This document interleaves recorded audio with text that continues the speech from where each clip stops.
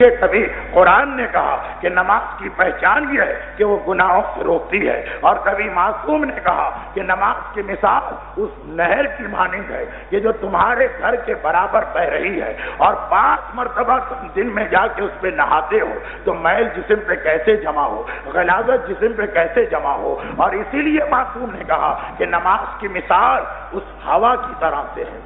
کبھی امام کہہ رہے کہ نماز دریا کی طرح سے ہے، کبھی امام کہہ رہے نماز ہوا کی طرح سے ہے۔ کون سی ہوا؟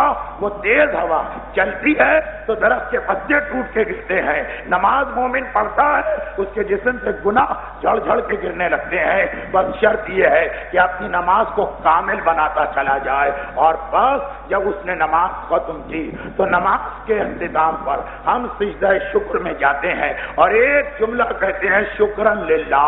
دیکھیے بڑی تاکید ہے، بڑی تاکید ہے ہمارے یہاں احادیث کہ نماز کے بعد 3 چیزوں کو نظر انداز نہ کرنا۔ ایک شہزادی کی تسبیح کو، کیونکہ مولا نے کہا کہ صفین کی لڑائی میں جو ساری رات جب ہوئی تھی اس رات کو بھی میں نے نماز مغربین کے بعد تسبیح فاطمہ کی تلاوت کی تھی۔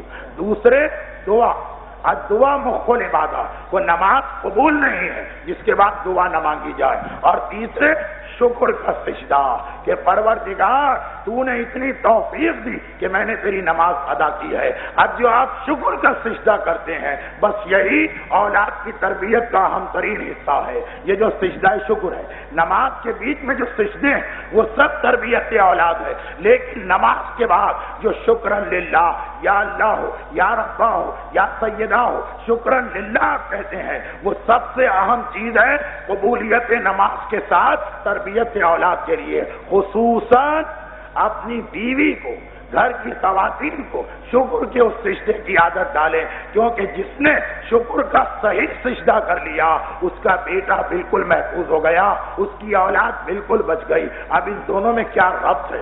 شکر کا سجدہ اور نماز اور تربیت اولاد، ان دو میں کیا ربط ہے؟ یہ انشاءاللہ میں کل بیان کروں گا، کیونکہ آج کی مجلس کا وقت پورا ہو گیا ہے۔ تو نماز کی اہمیت کے بعد اب آئیے تربیت اولاد پر، وہ آخری سجدہ شکر جس کے بعد آپ زیارت کے لیے کھڑے ہوتے ہیں، وہ آخری سجدہ شکر تربیت اولاد کے لیے اہم ترین ہے۔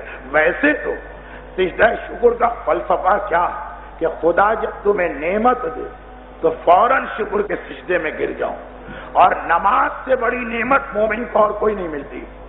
ٹھیک ہے، بہت سے ایسے مومن ہیں جو نماز کو زحمت سمجھتے ہیں، مگر وہ جو شکر کا سجدہ آپ بعد میں کر رہے ہیں وہ خود اس بات کی نشانی ہے کہ اسلام نے نماز کو نعمت بنایا، اس لیے شکر کا سجدہ کرو۔ اب اس سجدے کا اور اولاد کا تعلق تو کل آئے گا، مگر اس سجدہ شکر نے ہمیں یہ یاد دلا دیا کہ جب کبھی کوئی نعمت ملے تو شکر کا سجدہ کر لو۔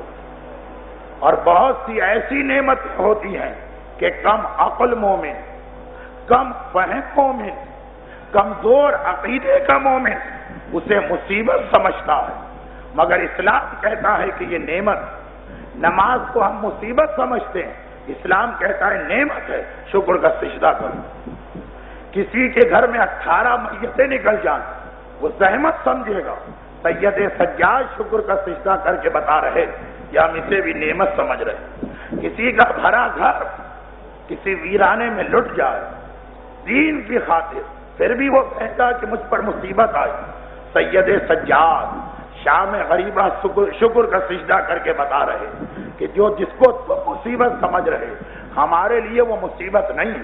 اور شکر کے سجدے میں ساری رات، یہ مقتل کی روایت، ساری رات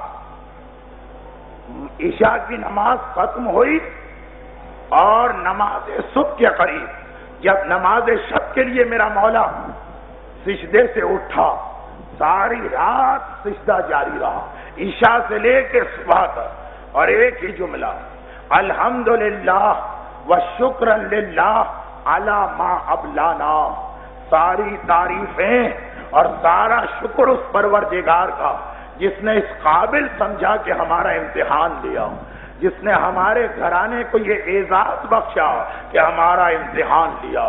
اس لیے کہ دین کی خاطر زحمت برداشت کرنا یہ بھی مومن کے لیے ایک نعمت سے